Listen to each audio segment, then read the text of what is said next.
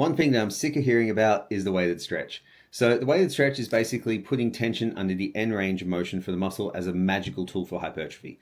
Now, the actual research on this that was done by a bunch of fitness science-based people actually demonstrated that weighted stretching didn't actually lead to any advantageous hypertrophy outcomes, which was totally against their bias. So it was a very embarrassing moment for all concerned.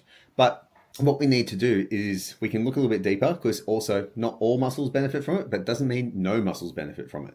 So what we need to look at is a muscle will benefit from loaded stretching if it has long stretchable fascicles. So this includes the hamstrings and lat. They have very long fascicles that actually can be stretched out really, really well.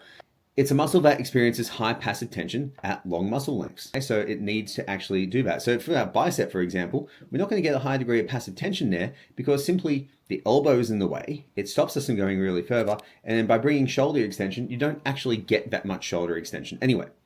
Now, it has good mechanical advantage at the end range, which means it can be loaded well.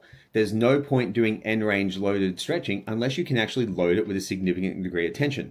So this is why quadriceps actually respond really well to mid-range and to shortened position exercises. The leg extension is a killer quad exercise, and you don't need to lean all the way back to emphasize the lengthened position because it is actually really good at being loaded in the shortened position. When we look at exercises like reverse Nordics, they have a really poor loading potential. So their ability to actually get stronger in that position and get hypertrophy is terrible. And then finally, the muscle needs to respond strongly to sarcomerogenesis and transduction of mechanical stress. So mechanotransduction is the fancy word. So it needs to be able to respond quite well to that.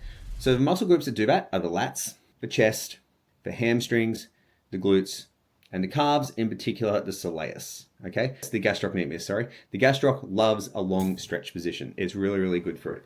So we need to look at doing those exercises and putting an emphasis on the stretch.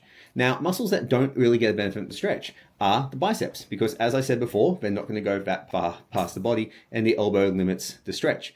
The next one is the delts, particularly the medial delts. Everyone says the medial delts benefit from a stretch. There's a thing called the body that gets in the way of the medial delts having a stretch. And just swinging your arm across here is not really going to provide that full-on stretch to that particular muscle fiber. Now the quads, some benefits, definitely for flexibility, definitely for tendon health, but from hypertrophy, not really there at all. And the traps are actually more tension and mechanotransduction rather than stretch loaded, because if we actually look at how we stretch the traps, we actually need to move the origin away from the insertion. And if we're doing like a heavy hold, we're not actually doing that. We're just having a high degree of mechanotransduction from an isometric position.